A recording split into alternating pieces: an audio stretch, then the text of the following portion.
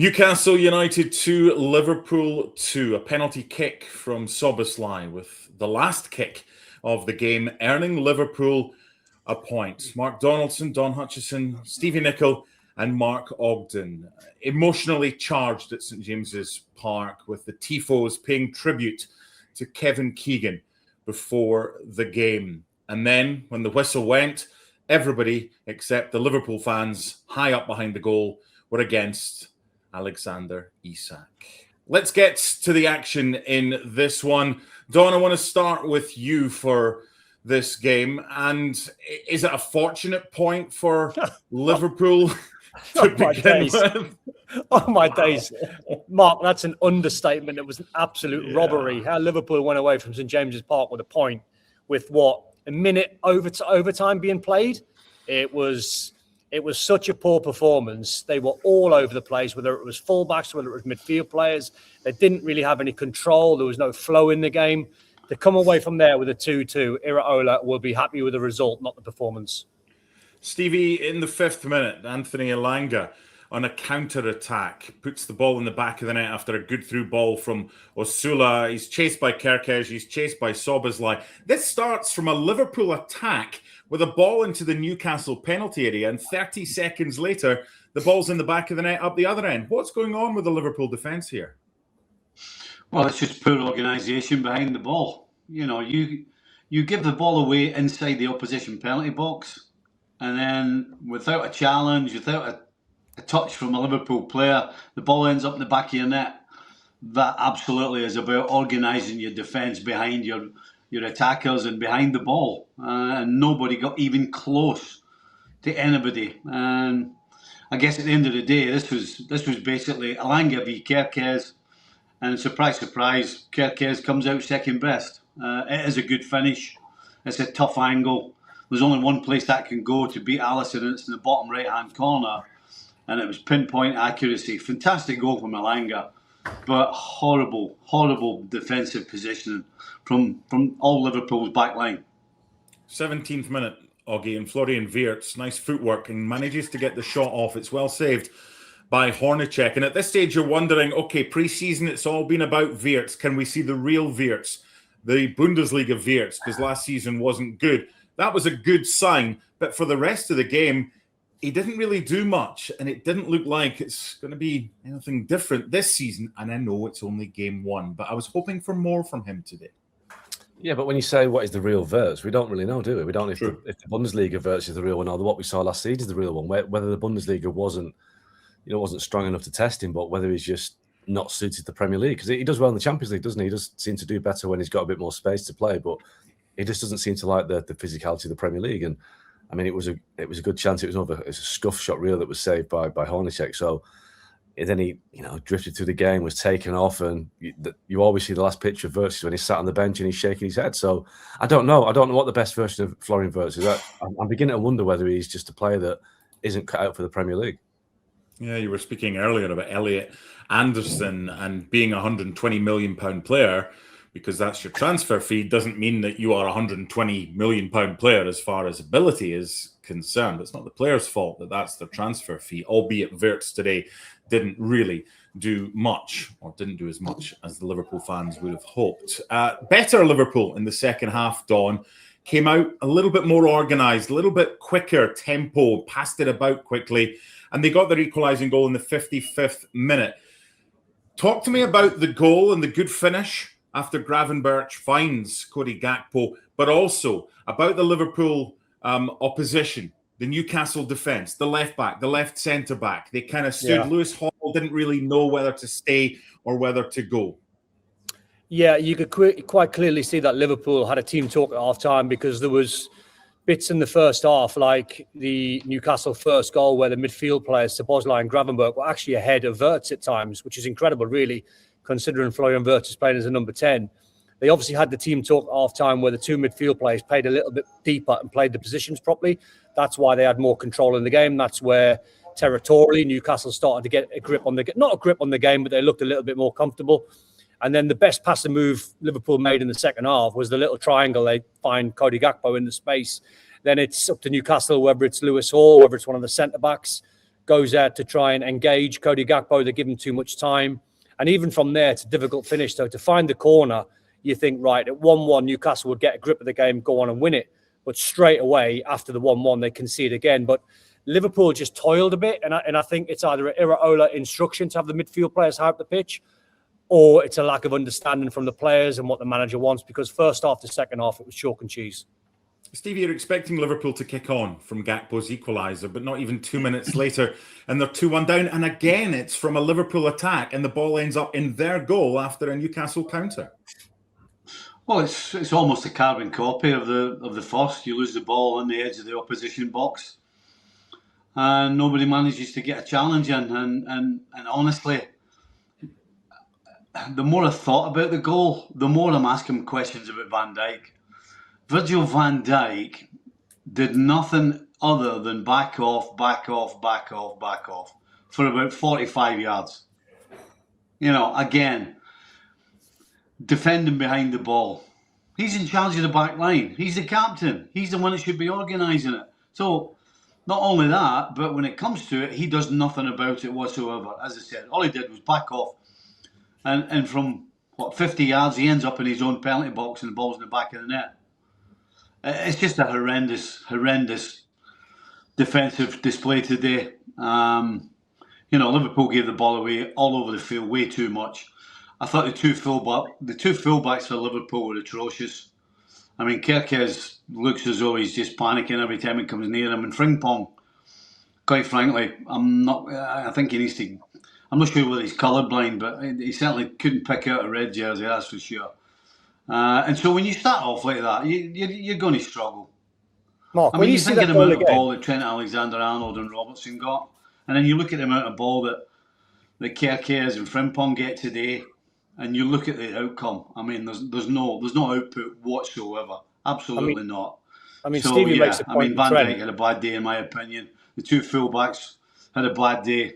I thought Jackie actually was all right.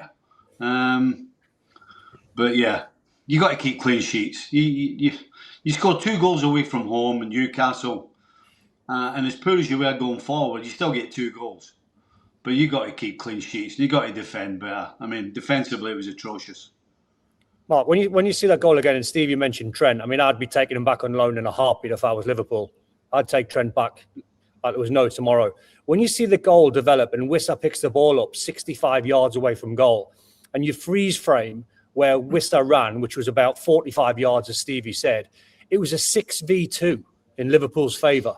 6 defenders, including midfield players, if you like, up against 2 Newcastle forwards, and still Newcastle score.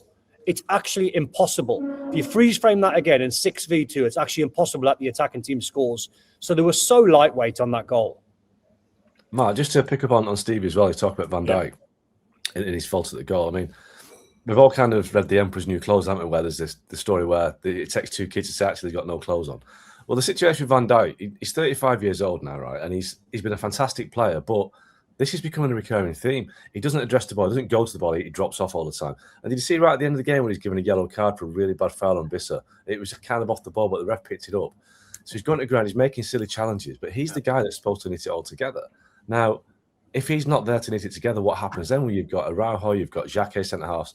It kind of sums up the fact that Van Dijk is still the linchpin of that defence, how bad Liverpool's problems are, because Virgil van Dijk is not the player he used to be. He really isn't. He shouldn't be there anymore. He shouldn't be a Liverpool centre-half now because his legs have gone, basically, and he can no longer do what he used to be able to do. But for whatever reason, he's still there, and the deficiencies of his teammates are looking worse, and it's making him look worse. So nobody wins, really. Last season, Liverpool were 2-0 up at Newcastle, and it was about to be 2-2 until Rio Engamoa, with the still latest ever Premier League goal in the 10th minute of added time, earned Liverpool a 3-2 victory. Fast forward to this season. Again, it's a late piece of drama. Now, it's the 5th minute of added time, and there's a foul, and Lewis Hall kind of knows. And it might be soft, but it is a foul. And down goes Victor Munoz. Penalties awarded. And this time in the 9th minute of added time, it's taken and it's converted by Dominik Szoboszlai. Very well for a 2-2 draw. Right, I want the 3 of you to discuss this between yourselves. Alexander Isak has had pelters all game. Is this an opportunity for him to really silence the doubters and say, give me the ball, I want to take it? Or was the right thing done and Szoboszlai said, I'm going to take this, I'm the penalty taker, I'll get the job done? Hutch, you start. I think Szoboszlai done exactly the right thing for the team, because Isak got absolutely battered by the Newcastle fans. And the story would have been, the headlines would have been, Alexander Isak scores to make it 2-2. But he would have been under the most immense pressure. Last kick of the game, can you rescue a point? Szoboszlai says to him, I'm going to take the lead here, pal. No need to worry. I've got this. The penalty and the goal is the most important thing. I think Liverpool and Szoboszlai especially done the right thing. Oggy?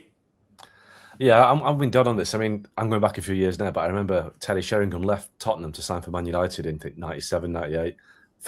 His first game as a Man United player was away at Tottenham, had a penalty and he missed it. And that really set him back in a really poor season. I think sometimes if you take it and score, great, but if you take it and miss, I mean, we know that Isak's kind of confidence is kind of fragile after what happened last season. He had a poor season last year. Imagine if he starts his second season on the back of missing a last-minute penalty to get a point in Newcastle. He might not have missed it, but that's what I'd be thinking if I was Isak, that how difficult it's been. And Szoboszlai was totally right. He had to take that penalty because he's a leader of the team. He stepped up and he scored the goal. So I think absolutely right. Isak should never have taken it. Stevie? Yeah, I mean, listen, in my opinion, rules are rules. Penalty taker takes penalty. Unless, in today's game, you're Isak and you've had the type of day you've had and you realise that you're not at it. And so you have to be big enough and strong enough to say, look, it's better if I don't take this. At the same time, I'm pretty sure Szoboszlai was down to take the penalty. So that's where I am on it. Penalty taker should always take it unless he doesn't feel it's right at that particular time. Or you're in Rome in 1984.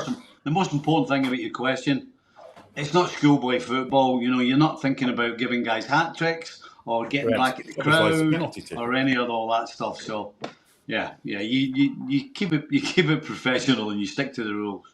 Just like you did in 1984, because you weren't down to take the first penalty in the European Cup final, were you? Well, you must have got some information from somewhere because nobody said I wasn't. I got the information from you. Yeah. Anyway, no, 2-2. No, you didn't. I've still got. Anyway, he's got a medal to show for it. So medal. There you go. Who cares? And that's the thing. Look, it's only a narrative because we want it to be a narrative. Oh, what if Isak would have taken it? Look, but can you imagine, Mark? Can you imagine the narrative if he had missed it? He misses. Of can course. You imagine? He was Newcastle's penalty taker. He hasn't scored one from the spot since May 2025 against Brighton. But Szoboszlai is the penalty taker. And you're right. It might have done his confidence the world of good, but I think that was just a case of Isak, get out of here. Let's hopefully from them get the goal back against Nottingham Forest next week. So it's a smash and grab. Where does it leave Liverpool, Stevie? Because it's such a small sample size. What are the positives for today? Well, they got a point. Jackie looked okay. That's about it. I mean, let's be honest. These are two bad teams. Let's not kid ourselves. Both of these sides today were poor. Newcastle, with what I thought they might be, they got rid of basically their main players, so they're going to struggle. And Liverpool were what I was worried they were going to be. Poor at the back and not good enough on the ball. That's exactly where these two teams are. And right now, Liverpool, unless they sign some players, ain't going to be close to the top four. It's a kick in the teeth, Don, for Newcastle because they think they've got the 3 points wrapped up. Lewis Hall's going to be feeling horrible. Is it possible to look at big picture for Newcastle? Because no one really knew what to expect. They've lost a lot of key players, but for long spells in that game, they had something. It might not have been great, but they were about to get all 3 points. So how can they take the positives from this, having conceded that late goal? Oh, Mark, they'll take loads of positives. Absolutely loads. Home performance, great atmosphere inside St James's Park. Heisler has a manager that's a confident manager. He wants his team to be on the front foot. He wants his team to run hard, work hard. They're a young side up against some of the talent of Liverpool. They should have won the game. So when you come off the back of all the change and all the potential turmoil at St James's Park, I think to run Liverpool very, very close and should have won the game, I think that'll give that young team loads of confidence. Last word for you, Oggy. If you were to write a headline, not write an article about this game, but to write a headline, you're only allowed one. There's a lot of different places you could go here. What's your headline from Newcastle to Liverpool 2? It feels like Newcastle blow the win, basically. Newcastle had the chance to get a win under the belt, and they blew it. You know, it was a clumsy foul by Lewis Hall. I mean, it's one of those, isn't it, where tiredness creeps in. He had a great game, Lewis Hall, apart from that minute at the end. But I just think Newcastle blew it, and I think, you know, I think Don's right. There was a lot of promise there, but I think what they need a striker. I mean, you know, they got Voltemade on the bench, who's not really a striker. Visser's he's dropping off to play as a number 10. Asula looks a really good talent, doesn't he? He's got real pace, but he's not ready yet. So I think if this team had a striker, a reliable striker, they'd be in a better place. But, you know, I think today showed that they're going to be the fears of a relegation battle, I think, a bit overblown, to be honest. But I think Newcastle looked all right in terms of fight, but they do need a goal scorer.